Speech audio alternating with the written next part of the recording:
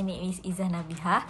So here the title of our assignment, discuss Marx's theory of history, relating it to the early ideas of Darwin, natural selection, Georg Hegel, dialectical process, and Ludwig Feuerbach, philosophical materialism.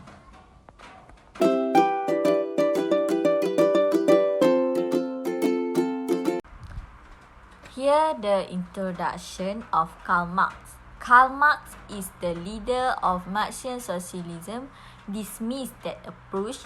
He believed that socialism would not be forthcoming until the conditions of the working class deteriorated to the point of rebellion.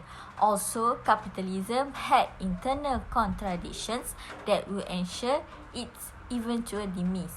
Karl Marx articulated a comprehensive critique of capitalism as well as a dialectical process by which capitalism will be overthrown, theory of history and law of motion.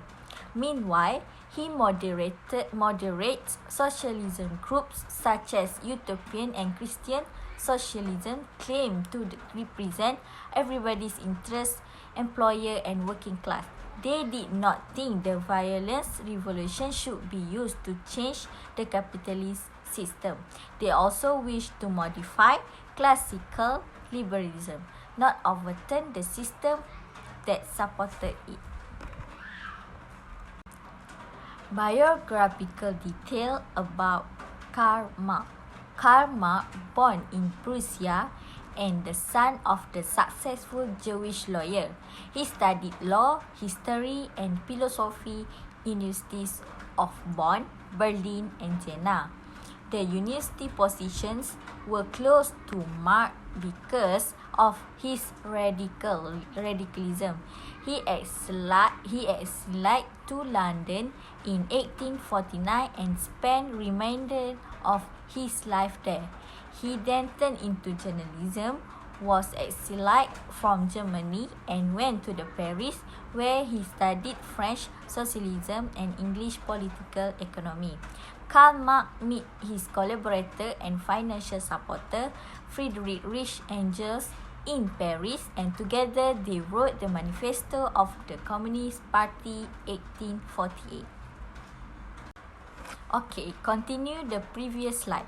Karl Marx, tormented by illness, extreme poverty, and the death of 3 of his children in infancy. Karl Marx continued to study, write, and organize. Moreover, he wrote many articles in the New York Tribune, whose payment helped him subsist. In 1867, he published the first volume of his magnum opus, Capital. Then on 14 March 1883, he was died, then buried at Highgate Cemetery in London. After Marx's death, Engels edited his manuscript and published volume 2 and 3 of his work. Lastly, after Engels died, the remaining manuscripts were left to the leading Marxists of the time, Karl Kautsky, who published another 3 volumes of Marx's writing under the title of The Theories of Surplus Value. Thank you. Next, we are going to see about the intellectuals that influenced Karl Marx in developing his theory. The first one is Charles Robert Darwin. Charles Darwin was a famous scientist in the 1800s. He was born in England. He was famous because he came up with an idea that changed the way we see the world around us. In 1831, he went on an exciting journey aboard the ship HMS Beagle. During the voyage, Darwin observed and collected a wide range of weird and wonderful plants and animals. When he got back to England, he analyzed his collection closely. That is when the idea of evolution started to form. In 1859, Darwin published his work on the origin of species, which presented the theory of evolution by natural selection. Okay, now let us have a close look on the theory of evolution and natural selection.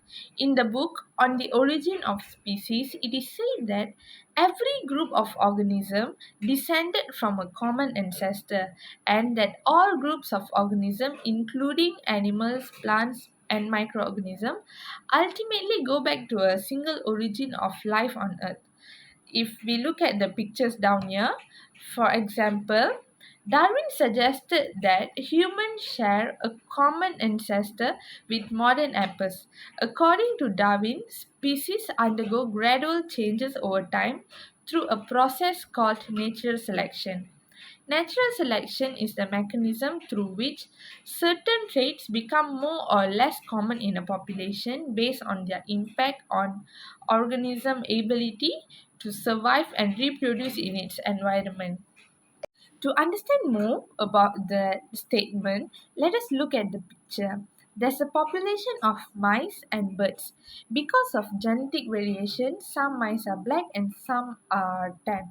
The black mice are less visible to the birds because of the same color surface they are being in, whereas the tan mice are more visible and can be easily spotted and eaten by the birds. Now, when the black mice had higher chances of survival, its population increased over time. From this image, we can see that there's a tall tree and there are two types of giraffes, one with long neck and the other one with shorter neck. According to Darwin, those animals that best suited to their environment are more likely to survive and pass on their genetics to the offspring. This led us to the idea called survival of the fittest. The next intellectual is Georg Hegel. He was born in 1770 in Germany. He is a professor who studied theology and philosophy. He is well known for his work such as Phenomenology of Spirit and the Science of Logic. He is the one who developed the dialectical scheme. Hegel's dialectical process, it is a philosophical method for resolving contradictions between two opposing ideas. Imagine we have two ideas or opinion that seem to disagree. The dialectical process is a way of looking at how these opposing ideas interact and change over time. There are three. Thesis, idea number one. This is our starting point, statement of belief. The second one is antithesis. This is idea number two. When somebody argue our first statement, we can also call it as conflict or contradiction. The third one is synthesis, which is resolution for both of the opposing ideas, and we bring up a new idea that compromise both of the thesis and antithesis. The third and last intellectual is Ludwig Anders von Feuerbach, a prominent German philosopher born on 1804 in Landshut, Bavaria. From an early age, Feuerbach displayed intellectual prowess, studying theology and philosophy at the University of Heidelberg and the University of Berlin. His philosophical journey led him to explore and question various aspects of theology and religion, making him a central figure in the development of 19th century German philosophy. Feuerbach is perhaps best known for his groundbreaking work, The Essence of Christianity, published in 1841.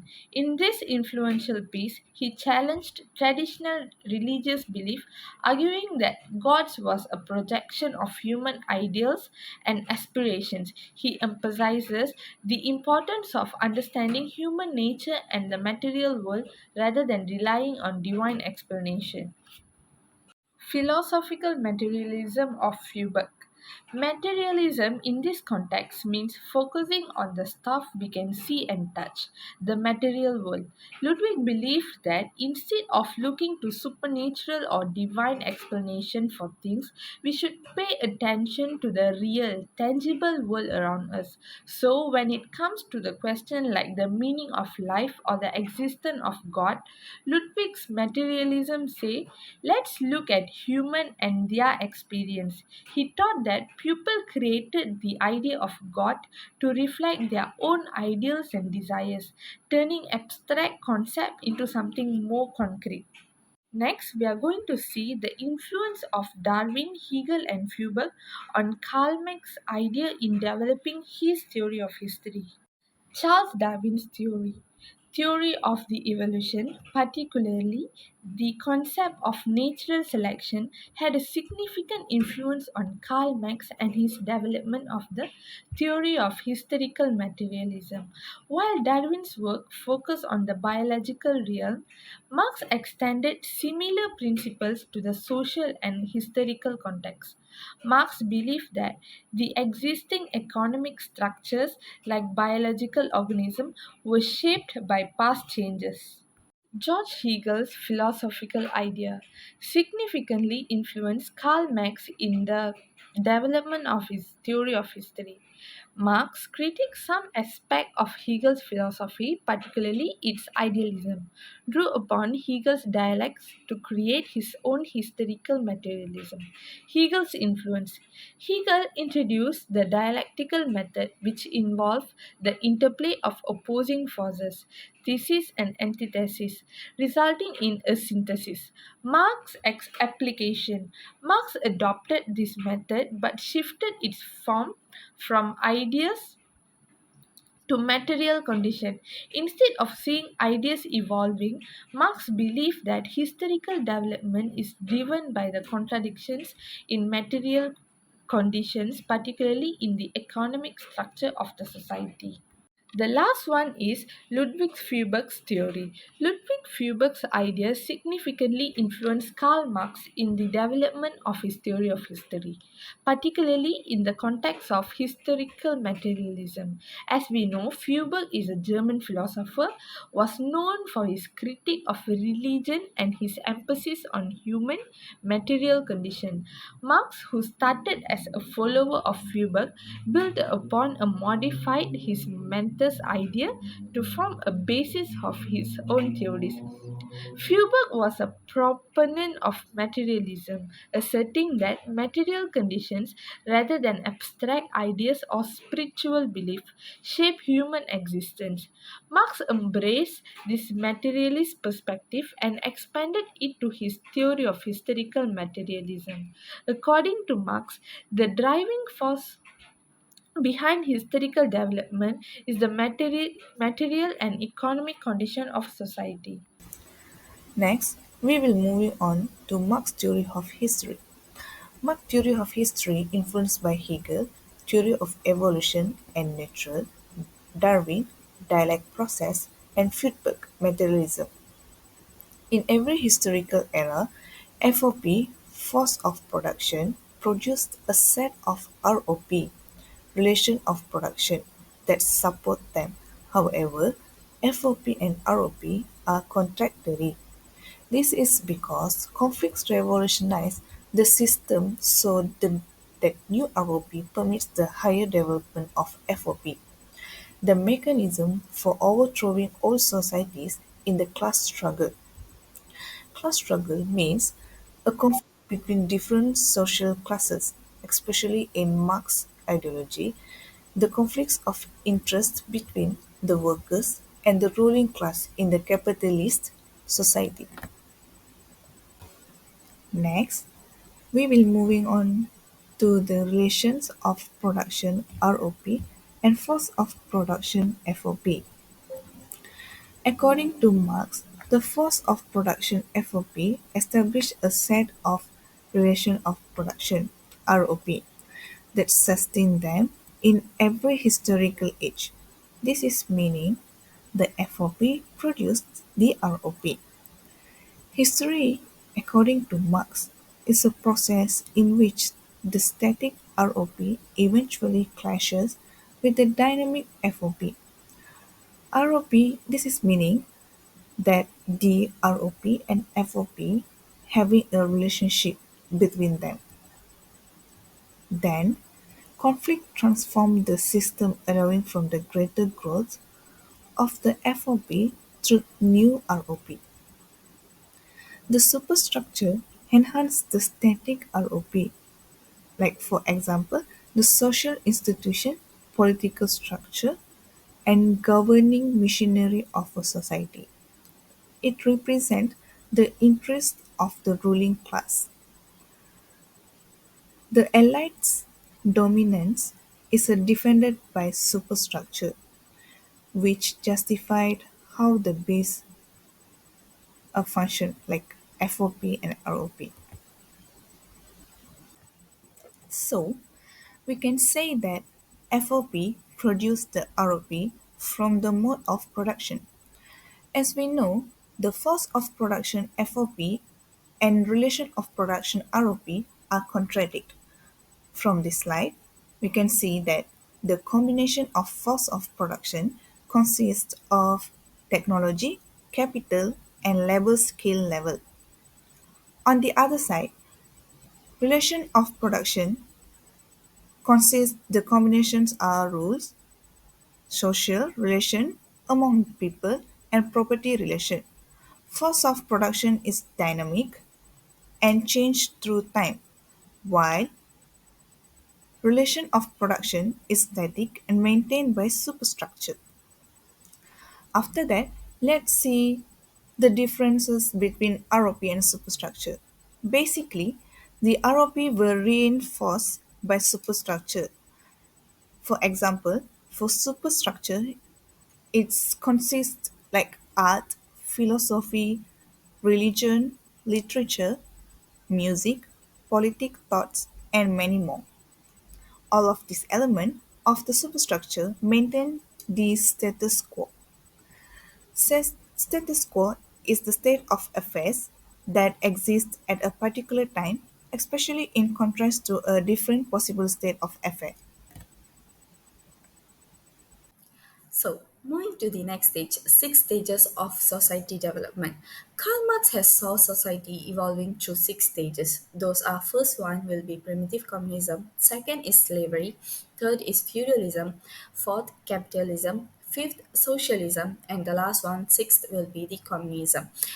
And the right side of the slide, we can see a table which is explaining regarding the stages of history and class conflict at each stage. Here we can see who were the oppressing class and oppressed class in each stages. So the first one, primitive communism. In this stage, there were no classes and no conflict. During the second stage, slave owners were the oppressing class and the slaves were the oppressed class. During the third stage, which is feudalism, landowners were the oppressing class and serfs were the oppressed class. And during the fourth stage, which is capitalism, bourgeois are the oppressing class and the proletariat will be the oppressed class. During the fifth stage, socialism, state managers were the oppressing class and oppressed class were the workers. And during the last stage, it goes again where there were no classes and there were no conflict. So now let's see detailedly regarding each of these stages. So the first one will be the primitive communism. In this stage, there were no antagonist classes, no exploitation, and no class struggles. People held land in common ownership where there were no specific landowners and jointly cooperated to raise a meager living the nature. The efficiency of production was very low in this stage. Thus, the workers could not consistently produce surplus beyond the subsistence needed by themselves and their dependents. They worked together in order to survive. One of the example of primitive communism were the Society of Native Americans. Before the arrival of European in the 1500s, most plain tribes lives in a village along the river and also streams. Moving to the second stage, which is slavery. The class society has begun in these stages where private property appears. The production efficiency increased to the point where the workers could generate more than they needed for subsistence. The slavery become profitable and exploitation where the class conflicts also rises in that stage. Agriculture sector become very better where they developed a lot. People learned to cultivate plants and rear animals on a large enough scale to support the large population. Citizens own more than personal property. Land ownership becomes especially important during a time of agricultural development. Okay, so now we are still in the second stage, which is the slavery. As we explained in the previous slide, slavery permitted a higher development in the production of forces of society, but this development itself became a very big barrier for the further progress. Slaves were not the most highly motivated workers, and the rebellions of slaves has shook the society and tore this slavery stage apart. From a Marxist perspective, slave society collapsed when it exhausted itself. So, moving forward to the next stage, which is the third one, feudalism. In this stage, the system worked in a hierarchy. So, in that hierarchy, king was in the top of it, and the next followed by the nobles, which also known as lords, and the third was knights, fourth was peasants, and the last was the serfs or slaves. In this state is ruled by monarchs by inherit their positions or through marry or conquer their ways into the leadership. So, Marx stated that feudalism is a very unique stage because the exploitation of the serfs or the slaves is most clearly visible. So, during this feudal system, serfs were allowed to work a few days in the land that they were assigned, but apart from that, they were forced to work in the lord's land during other days which they are not working in the land that they were assigned. So, feudalism brought a higher development of society's forces of production. At last, in the system, they have finally limited further progress and it was overthrown and suppressed by the capitalism. Okay, so now let's look into the fourth stage, which is capitalism. As I explained in the third stage, this fourth stage, capitalism, actually is the replacement of the third stage, which is feudalism. Even though Marx hated capitalism, he paid tribute to the great increase in productivity and production during the capitalism. So, this capitalism can be divided into two main groups, which is proletariats and capitalists. Proletariat is the working class, and the capitalist is the one who own the means of production. So, proletariat is the one who wholly depended on the wages, and the capitalist is the one who depended on money invested to create more money. Capitalists actually will pay the worker, which is the proletariat, as little as possible. In fact, just enough to keep him alive and productive to create the productivity. In To explain simply regarding the stage four, which is capitalism, in this stage, the rich become more richer and the poor become more poorer. Okay, so in this stage, the techniques of production become increasingly concentrated and centralized. The system of private ownership of capital becomes a very big barrier for the further progress. Unemployment has increased and it causes the workers to revolt. Working class successfully overthrow the capitalism and establish its own dictatorship of the worker, and the socialism has grown up in that stage. So the fifth stage is socialism. This stage of socialism is between the capitalism and also communism, which can be seen clearly through the arrow which is in the slide, where the socialism state is in between of the communism and also capitalism. According to Marx, capitalism faced a class struggle and contradiction that inevitably would lead to its being overthrown and replaced by socialism, as I explained in the previous slide. This also has known as the theory of history and law of motion. The working class, in overthrowing the bourgeois state, will establish its own dictatorship of the proletariat to destroy the bourgeois classes. Under socialism, profit motive and free market were eliminated as a major guiding forces for the economy. Socialism is also can be clearly understood by this phrase, which is from each according to their ability to each according to their work. So now this is the last stage of society development of Karl Marx, which is the stage 6 communism. So this stage is an extreme form of socialism which aims to set up a classless, moneyless and also stateless society where there is no classes and no conflicts. The dialectical process continues until finally the state withers away and pure communism prevails. This communism state can be easily understood that the government owns everything and is responsible for providing equally for all, where there won't be any classes in this stage and there won't be any conflicts, as I said before. And this communism is actually from each according to their ability to each according to their needs. So now we are at the end of our discussion or presentation. The conclusion: Marx's theory of history provides a framework for analyzing human society and the laws of its development. Marx developed his theory of history under the influence of three influences. Those are Feuerbach, the philosophical materialism; second is Georg Hegel, the dialectical process; and third is Charles Robert Darwin, the natural selection. According to Marx, history is a process that leads to confrontation between the dynamic forces of production, which is the antithesis, and the static relations of production, which is the thesis. So conflict revolutionizes the system so that the new relations of production, which is the synthesis and new thesis, permit the higher development of the forces of production. The mechanism for overturning old societies is the class struggle.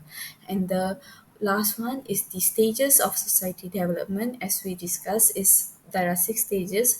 The first one is primitive communism, second slavery, feudalism, capitalism, socialism, and communism. So that's all from our group. Thank you very much.